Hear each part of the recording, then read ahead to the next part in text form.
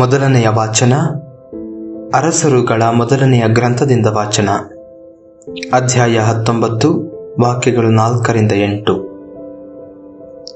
ಎಲಿಯನು ತಾನೊಬ್ಬನೇ ಮರುಭೂಮಿಯಲ್ಲಿ 1 ದಿವಸದ ಪ್ರಯಾಣದಷ್ಟು ದೂರ ಹೋಗಿ ಒಂದು ಜಾಲಿ ಗಿಡದ ಕೆಳಗೆ ಕುಳಿತುಕೊಂಡು ಮರಣವನ್ನು ಅಪೇಕ್ಷಿಸಿದನು.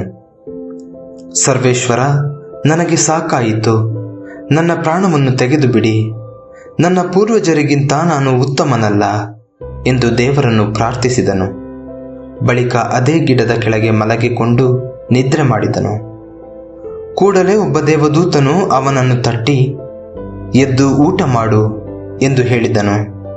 ಎಲಿಯನು ಎದ್ದು ಸುತ್ತಲೂ ನೋಡಿದನು. ಕೆಂಡದ ಮೇಲೆ ಸುಟ್ಟ ರೊಟ್ಟಿಯು 1 ತುಂಬಿಗೆ ನೀರು ತನ್ನ ತಲೆಯ ಹತ್ತಿರ ಇದ್ದವು. ಅವುಗಳನ್ನು ತೆಗೆದುಕೊಂಡು ತಿಂದು ಕುಡಿದು ಪುನಃ ಮಲಗಿದನು. ಸರ್ವೇಶ್ವರನ ದೂತನು 2ನೆಯ ಸಾರಿ ಬಂದು ಅವನನ್ನು ತಟ್ಟಿ, ಎದ್ದು ಊಟ ಮಾಡು, ನೀನು ನಿನ್ನ ಶಕ್ತಿ ಮೀರುವಷ್ಟು ಪ್ರಯಾಣ ಮಾಡಬೇಕಾಗಿದೆ ಎಂದನು. ಅವನು ಎದ್ದು ತಿಂದು ಕುಡಿದು ಅದರ ಬಲದಿಂದ 40 ದಿವಸ ಹಗಲಿರುಳು ಪ್ರಯಾಣ ಮಾಡಿದನು. ದೇವಗಿರಿಯಾದ ಹೋರೇಬನ್ನು ಮುಟ್ಟಿ ಅಲ್ಲಿನ ಒಂದು ಗವಿಯಲ್ಲಿ ಇಳಿದುಕೊಂಡನು. ಪ್ರಭುವಿನ ವಾಕ್ಯ. ದೇವರಿಗೆ ಕೃತಜ್ಞತೆ ಸಲ್ಲಲಿ. 2ನೆಯ ವಾಚನ ಸಂತ ಪೌಲರು ಎಫೆಸರಿಗೆ ಬರೆದ ಪತ್ರದಿಂದ ವಾಚನ. ಅಧ್ಯಾಯ 4, ವಾಕ್ಯ 30ರಿಂದ ಅಧ್ಯಾಯ 5, ವಾಕ್ಯ 2.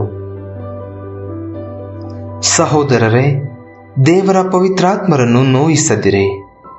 ವಿಮೋಚನೆಯ ದಿನದಂದು ನೀವು ದೇವರಿಗೆ ಸೇರಿದವರು ಎಂಬುದನ್ನು ತೋರಿಸಲು ನಿಮ್ಮ ಮೇಲೆ ಒತ್ತಲಾಗಿರುವ ಮುದ್ರೆಯೂ ಅವರೇ.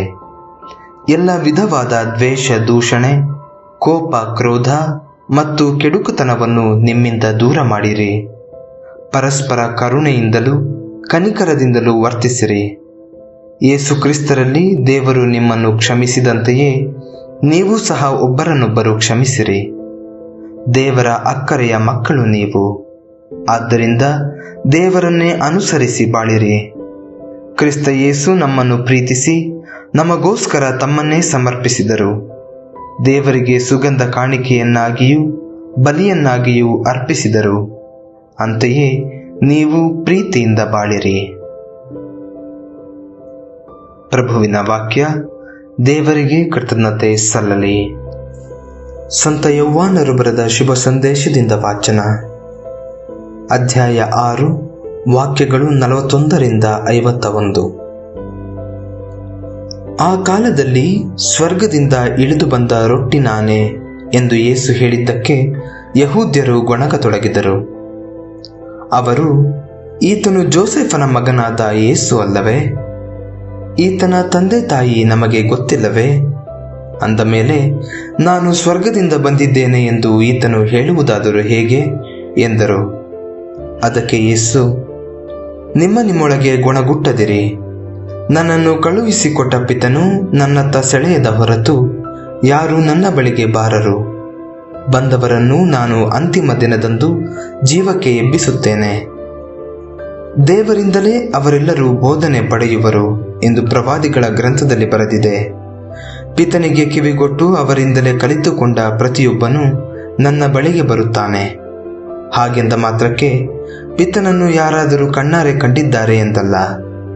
ದೇವರಿಂದ ಬಂದಿರುವ ಒಬ್ಬನು ಮಾತ್ರ ಪಿತನನ್ನು ಕಂಡಿದ್ದಾನೆ.